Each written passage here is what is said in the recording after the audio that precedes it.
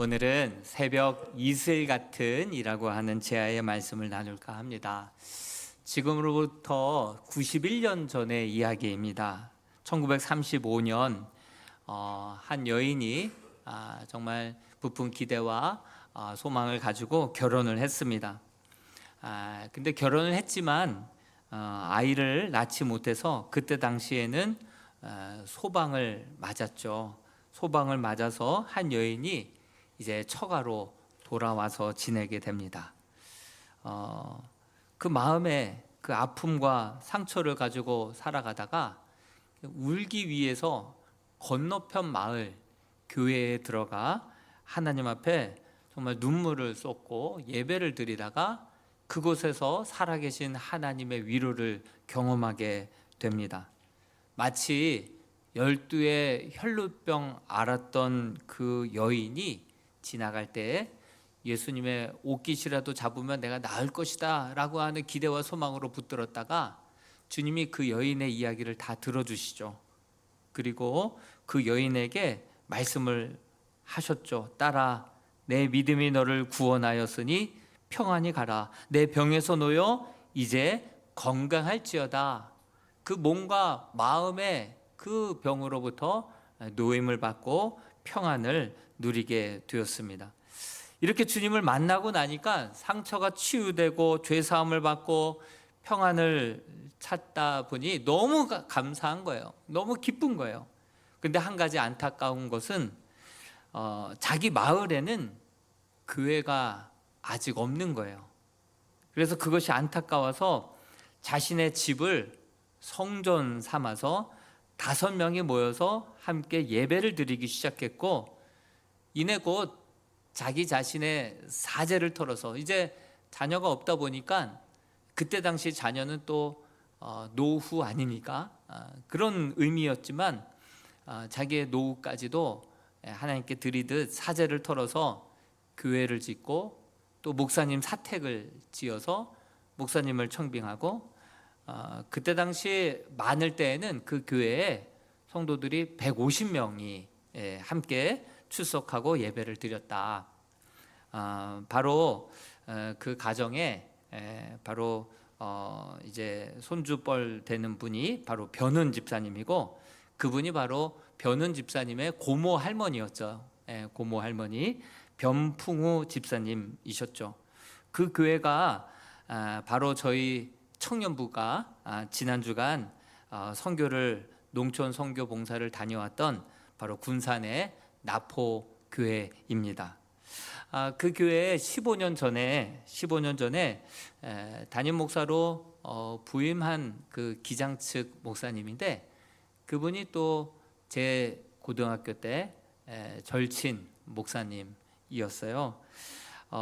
제가 한번 숫자를 따져보니까 이제 34년이 지났어요. 그래서 교단이 달라져서 바쁘게 막 훈련받고 공부하고 또 사역하느라고 연락을 자주 드리지는 못했는데, 34년 만에 저도 목요일 날 내려가서 하루 좀 교제도 하고 그리고 이제 올라왔는데 참 꿈 같은 시간을 좀 보내고 왔습니다. 그리고 3년 전인가요? 저희 교회 1층에서 어떤 이제 70세 후반 되신 권사님이 깍두기씨 인사를 하시는 거예요. 저 모르시겠냐고. 보니까 그 친구의 어머니신 거예요. 그 최윤기 목사님의 어머님이 지금 저희 교회에 등록하셔서 지금도 예배 가운데 예배를 드리고 계시네요. 목사님이 그래서 이번에 군산에 있는 나포교회로 청년들이 단기 선교 가게, 농촌 선교 봉사활동 하게 그렇게 압력을 줬구나 이렇게 생각할지 모르겠지만, 청년들이 제주도에 2번 답사 갔다 오고 충주에 답사 갔다 오고 또 마지막으로 군산까지 답사 갔다 온 이후에 결국 이 군산 나포교회를 결정해서 올라왔어요. 그래서 참 하나님의 인도하심이 있다, 참 귀하다, 감사하다, 그런 마음으로 저도 우리 한번 청년들 봉사하고 있는 현장으로 목요일 금요일 좀 갔다 왔었죠.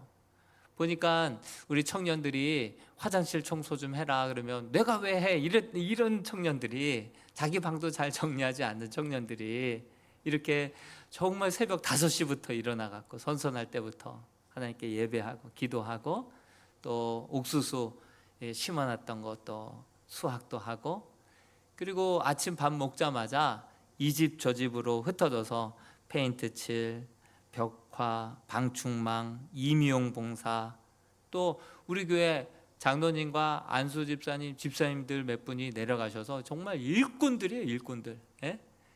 청년들이 얘기해요. 정말 저분들 아니었으면 우리가 일 벌려놓고 저분들이 다 마무리했다고. 예? 정말 특수부대 우리 일꾼들이 가셔서 홈케어, 에어컨도 청소해주고, 페인트도 잘 마무리 잘 해주시고, 일이 되게끔 이렇게 또 도와주고 오신 거예요. 예, 또 부장님, 또 운전부터 마지막까지 함께 오셨던 안수 집사님, 그 모든 과정들을 다 알기에 제가 금요일 날 새벽에 3시에 12시 넘어서 잤는데 3시에 일어나서 제가 울고 있더라고요. 예, 만남도 감사하고, 몇 년 전인가 따져보니까 34년이고, 정말 그 나포교회와 이랑교회 청년들이 수요 예배 함께 모여서 뜨겁게 예배하고 감격의 기도를 드리고, 그리고 청년들이 새벽을 이기고 그 더운 여름에 봉사를 하고, 저녁에 쉴만도 한데 또 모여서 2시간 넘게 뜨겁게 막 기도하고, 예? 그런 모습들을 볼 때 너무나도 감사했어요.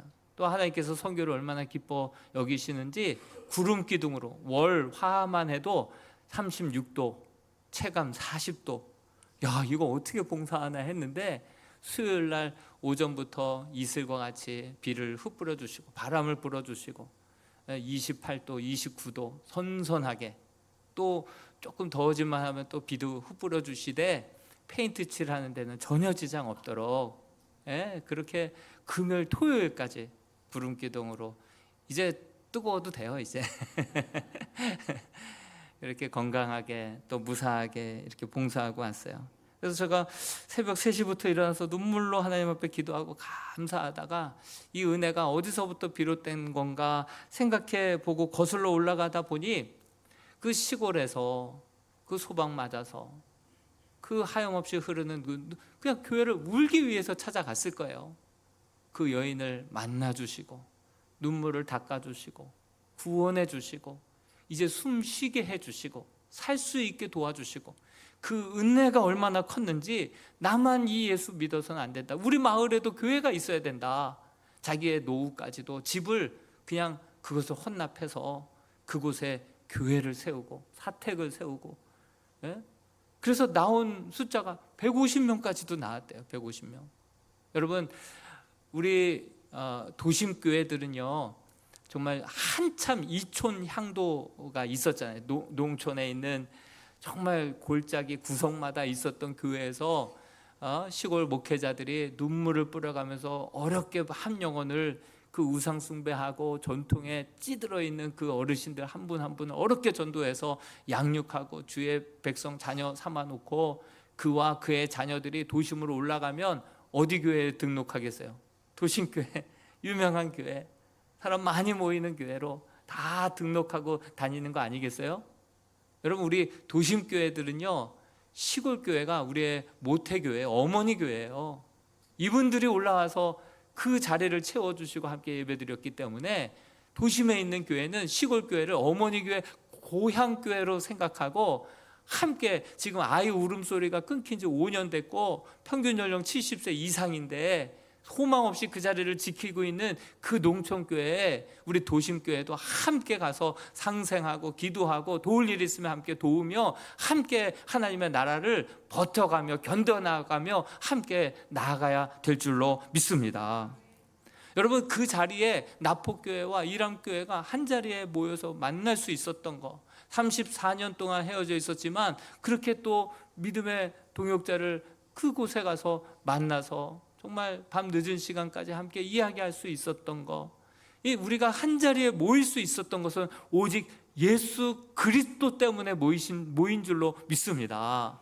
뿐만 아니라 그 그리스도를 전하기 위하여서 작은 미소와 몸동작, 땀 한 방울까지도 하나님 사용하시고 정말 그걸 통해서 하나님을 전하기 위하여서 복음을 증거하기 위해서 그 자리에 모인 줄로 믿습니다. 그래서 우리가 왜 모였는지 그리고 무엇을 위해서 모였는지를 잘 안다고 한다면 여러분 불편한 잠자리, 샤워하기에도 추운 그 차가운 물 우리 청년들 알 거예요. 특히 저렇게 식당 숙소에서 잤던 청년들은 날파리들이 그렇게 많아가지고 밤에 잠을 잘 수 없었고 날파리 아니어도 이야기 수다 떠느라고 밤에 잠도 못 자고 날씨가 너무 뜨거웠으면 하루도 못 견뎠을 거예요. 하나님 구름 기둥으로 그걸 아시고 그 흐름을 아시고 하나님께서 이 선교를 기뻐하시고 영광 받으신 줄로 믿습니다. 그래서 우리가 전해야 될 그 예수님은 도대체 어떤 분인가? 한 자리 모이게 해주셨던 예수님, 한 영혼을 정말 그렇게 치유해 주시고 고쳐주셨던, 만나주셨던 그 예수님, 그분은 누구신지를 명확하게 증거하고 있는 이 시편이 바로 시편 110편의 찬양이에요. 이 시편이에요. 그래 1절을 한번 보면 다윗의 시라고 되어 있어요. 다윗의 시. 여호와께서 내 주에게 말씀하시기를 내가 내 원수들로 내 발판이 되게 하기까지 너는 내 오른편에 앉아 있으라 하셨도다. 여호와께서는 성부 하나님이시죠. 그런데 내 주에게는 누굴까요? 내 주에게 다윗일까요? 하나님은 아니겠죠? 다윗은 자기가 자기 자신에게 내 주 이렇게 얘기해요? 다윗도 아니죠. 다윗의 시이긴 하지만 다윗이 제3자의 입장에서 여호와 하나님께서 내 주에게 말씀하시는 것을 지금 다 듣고 보고 있는 것이죠. 그래서 다윗의 시라고 하지만 이 내 주는 누구냐면 바로 장차 오실 예수 그리스도 메시아에게, 그분에게 이야기하고 있는 거예요. 예? 하나님은요 창조 때에도 성부 성자 성령 하나님께서 함께 운행하시고 우리가 우리의 형상대로 창조하자 하셨던 것처럼 하나님, 예수님, 성령님이 함께 창조하셨고 또 구원의 역사도 함께 이루신 거예요. 그러니까 성부 하나님이 성자 예수님에게 이렇게 명령하신 거예요. 이렇게 말씀하신 거예요. 내가 내 원수들로 내 발판이 되게 하기까지 너는 내 오른편에 앉아 있으라. 이것은요 어떻게 보면 전쟁을 묘사하고 있는 거예요. 그때 당시에 전쟁은요 왕이 그 왕과 싸워서 겨루어서 이기면 그 왕의 목을 밟습니다. 그리고 우편에 앉아서 온 땅을 다스린다. 이것은 완벽한 승리를 얘기하는 거예요. 그래서 예수님께서 장차 이 땅에 오셔서 정말 완벽하게 죄와 사망의 권세를 밟으시고 승리하실, 그럼 무엇으로 이긴다는 거예요? 무엇으로 이렇게 승리를 이루신다는 거예요? 베드로도 이 시편 110편을 예언하고 있어요. 사도행전 2장 30절에 보니까 그는 선지자라, 이 다윗을 향하여서 그는 선지자라고 얘기하는 거예요. 이미 1000년 전인데도 불구하고 다윗은 왕이었지만 장차 오실 예수 그리스도를 1000년 전에 예언한 거예요. 그러니까 베드로가 보기에 그는 선지자다 그러면서 이 110편을 그대로 인용해서 사도행전 2장 34절과 36절에 이렇게 이야기하고 있는 거예요. 같이 한번 읽어보겠습니다. 시작. 다윗은 하늘에 올라가지 못하였으나 친히 말하여 이르되 주께서 내 주에게 말씀하시기를 내가 내 원수로 내 발등상이 되게 하기까지 너는 내 우편에 앉아 있으라 하셨도다 하였으니. 됐습니다. 그리고 26절에 그럼 어떻게 무엇으로 승리하셨나 봤더니 36절 다시 한번 보여주십시오. 36절에 보니까 그런즉 이스라엘 온 집은 확실히 알지니 너희가 무엇으로 이긴 거예요? 십자가에 못 박은 이 예수를 하나님이 주와 그리스도 되게 하셨다. 십자가로 승리하신 줄로 믿습니다. 사람들은 예수 그리스도를 영 밖으로 집어던졌지만 그리고 십자가에 못 박혀 죽였지만 그러나 하나님께서 그를 다시금 죽은 자 가운데서 사흘 만에 다시금 일으켜 세워주시사 산자와 죽은 자 모든 만물의 주가 되게 해주신 분이 우리 하나님이신 줄로 믿습니다. 그것을 그대로 1000년 전에 다윗이 예수님이 장차 오실 메시아 예수 그리스도이시다, 이것을 예언하고 있는 것이죠. 이것을 예수님도 예언해요. 보니까요, 시편 110편을요 신약 성경에 27번이나 도용을 해서 인용을 해서 그렇게 예언을 하고 있는 그러한 성경의 말씀을 보게 되는데, 예수님은 뭐라고 이 말씀을 인용하셨느냐? 예수님의 해석이 제일 정확하죠. 예수님도 이 시편 110편의 말씀을 인용하셨어요. 바리새인들이 모여서 예수님께 계속해서 질문을 합니다. 기적을 봐도요, 권세 있는 말씀을 들어도요, 믿지 않기로 작정된 사람 같았어요. 이 바리새인들이 아무리 기적을 보여줘도, 권세 있게 그 말씀을 전해도요, 그들은 정말 믿지 않기로 작정된 영혼들처럼 예수님 앞에 올무에 빠져들 만한 질문들, 질 안 좋은 질문들 있죠. 의도를 가지고 하는 질문, 함정 질문, 그것을 계속해서 던지는 거예요. 예를 들면 이 동전은 가이사의 것입니까? 하나님의 것입니까? 누구에게 바쳐야 돼? 이런 질문들을 하는 거예요. 그러자 우리 주님께서 명쾌하게 그 해답을 줬잖아요. 찍소리 못하게 해답을 줬잖아요. 그 이후로도 당신은 무슨 권세로 이 일들을 행하나이까? 그리고 어느 계명이 더 크니? 이 계속해서 꼬투리 잡기 위해서 이런 질문들을 계속해서 하는 거예요. 마치 그 나포교회 식당에 날파리처럼 떼어내면 또 달라붙어서, 떼어내면 또 달라붙어서. 깔따구 아세요? 깔따구? 시골에 소 키우는 곳에는 깔따구들이 많아요. 눈 주변에 계속해서 깔딱깔딱 하면서 계속 기차게 쫓아내면 또 오고, 쫓아내면 또 오고. 이렇게 질문들을 계속 해오자 이번에는 예수님께서 그들에게 이런 질문을 하시는 거예요. 뭐라고 질문하시냐면 마태복음 22장 42절에 너희는 그리스도에 대하여 어떻게 생각하느냐, 이렇게 질문을 하니까 이들이 아는 질문이거든요, 다행히. 그러니까 바로 주저하지 않고 바리새인들이 바로 다윗의 자손이니이다, 이렇게 정답을 딱 얘기합니다. 그래서 예수님께서 이 시편 110편 말씀을 언급하시면서 또 한 번 질문을 하시는데, 어떻게 언급하셨고 뭐라고 질문하셨는지 마태복음 22장 43절에서 45절을 같이 한번 읽어보겠습니다. 시작. 이르시되 그러면 다윗이 성령에 감동되어 어찌 그리스도를 주라 칭하여 말하되 주께서 내 주께 이르시되 내가 내 원수를 내 발 아래에 둘 때까지 내 우편에 앉아 있으라 하셨도다 하였느냐? 다윗이 그리스도를 주라 칭하였은즉 어찌 그의 자손이 되겠느냐?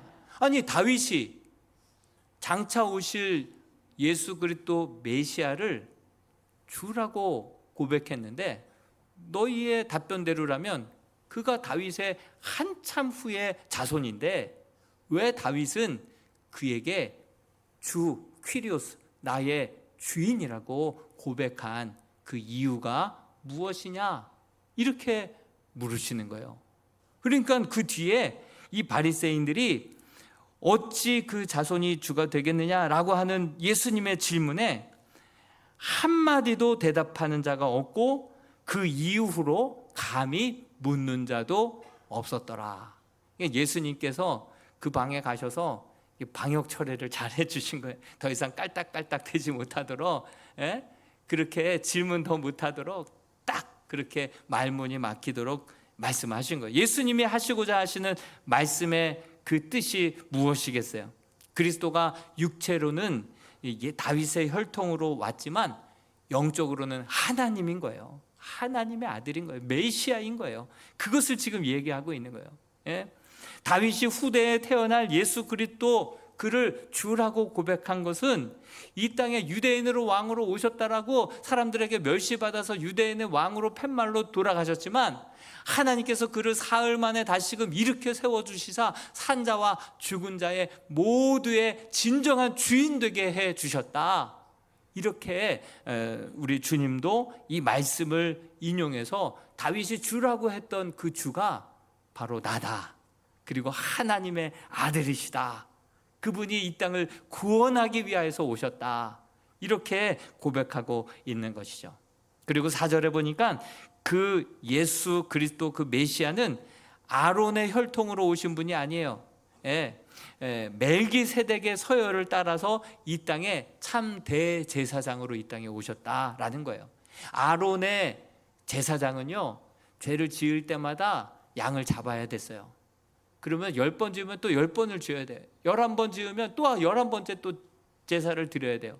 그러나 멜기세덱의 반차로 오신 대제사장 예수 그리스도는 제물 되어 주시사 한 번에 영단번이라고 해요. 영어로는 원포올이라고 해요. 한 번 죽음으로 영원히 그의 죄를 다 속량해 주신 대제사장이 바로 우리 예수님이시다. 이것을 다윗이 1000년 전에 예언을 하고 있는 거예요. 그래서 이 시를 메시아 시다, 메시아의 시다 이렇게 이야기하고 신약에서는 27번이나 이 말씀을 계속해서 인용하고 있는 것이죠.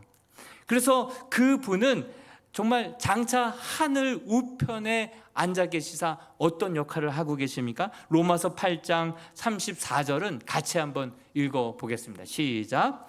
누가 정죄하리요? 죽으실 뿐 아니라 다시 살아나신 이는 그리스도 예수시니 그는 하나님 우편에 계신 자요 우리를 위하여 간구하시느니라. 그분은 우리의 대제사장 되시고 우리의 중보자가 되어 주셔서 우리의 탄식하는 기도에 들으시고 응답해 주시는 분이 우리 주님이시다라고 하는 사실을 오늘 이 시편 110편은 다윗을 통하여 예언하고 있고요. 그래서 베드로는 그를 선지자다 이렇게 이야기하고 있는 것이죠.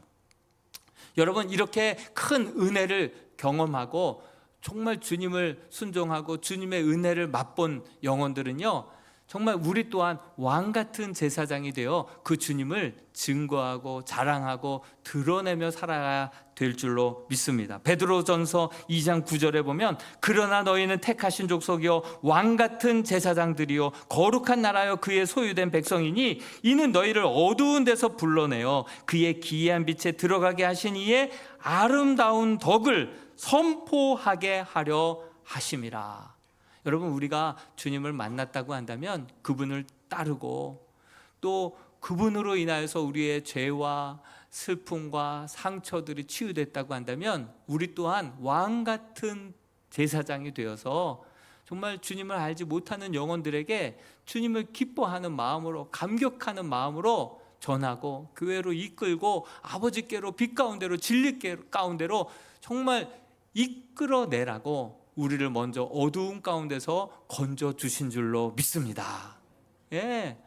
우리의 삶이 이런 왕 같은 제사장의 삶이 되어야 되는 거예요. 여러분 보십시오. 91년 전에 그 변풍우 권사님이 정말 그 슬픔과 상처 가운데 주님을 만나고 그 기쁨과 감격을 혼자 그것을 경험하기 아깝고 우리 마을에도 우리 마을 주민들도 함께 이 복음, 이 주님을 함께 만났으면 좋겠다. 그래서 자기의 재산을 바쳐서 그렇게 교회를 세웠던 모습, 왕 같은 제사장의 모습 아닙니까? 여러분, 우리가 보통 청년부든 어디든 수련회를 가면 우리는 보통 어떻게 합니까? 수련회를 통하여서 하나님과 나와의 관계 속에서 자꾸 뭔가를 더 얻고 은혜를 받고 자극을 받고 도전을 받으려고 우리는 수련회를 하지 않습니까? 자꾸 뭔가를 얻고 자극을 받고 돌아오려고 수련회를 가요. 아마 이번 수련회 때도요, 그렇게 막 열심히 땀을 흘리고 더운데 계속해서 쉬도 못하고 하는 모습 속에서 내가 좀 나도 믿음이 없는데 나도 좀 은혜 좀 받아야 되는데 왜 자꾸 이렇게 봉사만 시키지? 이런 청년들도 분명히 있었을 거예요.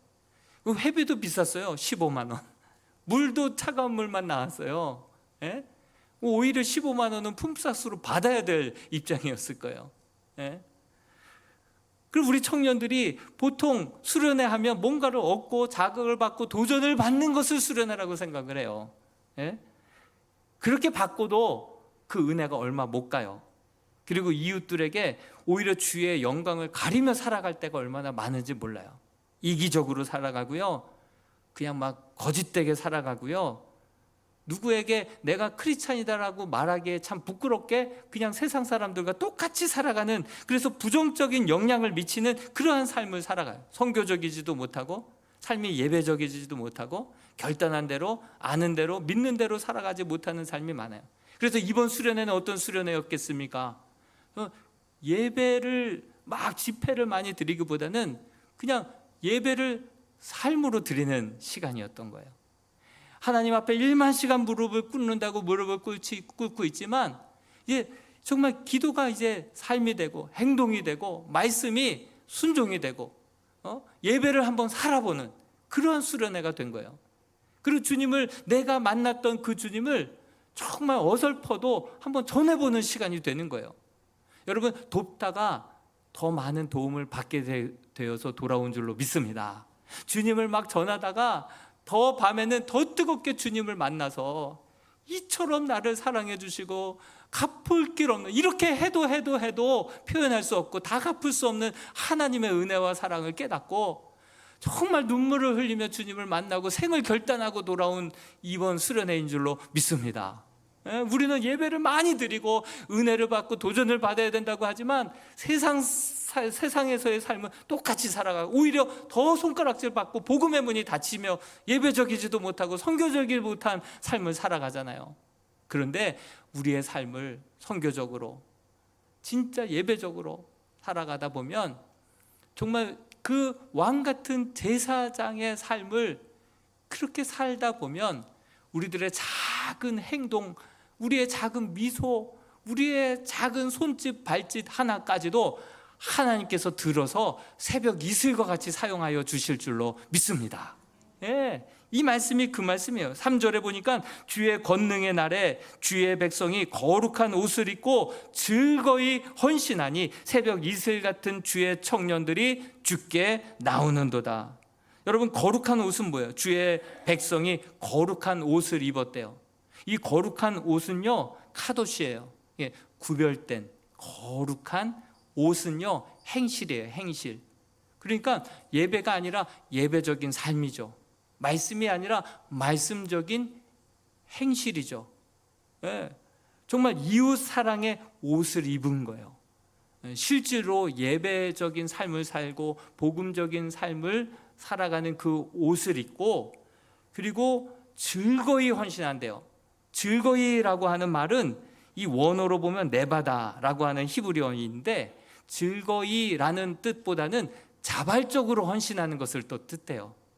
청년들이 자발적으로 헌신하는 거예요. 자발적으로 기꺼이 헌신하는 모습을 제가 보고 왔는데, 이렇게 거룩한 구별된 행실의 옷을 입고 예수 그리스도의 옷을 입고 삶의 옷을 입고 말씀을 실천하고 기도를 살아내고 예배를 삶으로 표현하는 그러한 삶의 옷을 입고 정말 자원하는 마음으로 즐겁게 헌신할 때, 하나님께서는 그들의 어설픈 헌신이라 하더라도, 그들의 순종의 삶의 모습이라 하더라도 그것을 들어서 새벽 이슬같이 사용하시는 분이 우리 하나님이신 줄로 믿습니다. 여러분, 우리는 새벽 이슬 하면 무엇이 생각나요? 참 이슬? 좋은 거는 다 갖다 썼어요. 예. 술 막 그런 거 다 썼잖아요. 새벽 이슬 같은. 예. 이 새벽 이슬 하면 우리는 별로 감동이 별로 안 와요. 그런데 비가 안 오는 저 중동 땅에는요, 건기, 비가 안 오고 몇 개월 동안 안 오는 그 지역에는요, 이 새벽 이슬은 하늘의 은혜요, 생명의 단비인 줄로 믿습니다. 자고 일어나면 그 뜨거웠던 대지를 식히고 그 목말랐던 대지를 촉촉하게 적시는 거예요.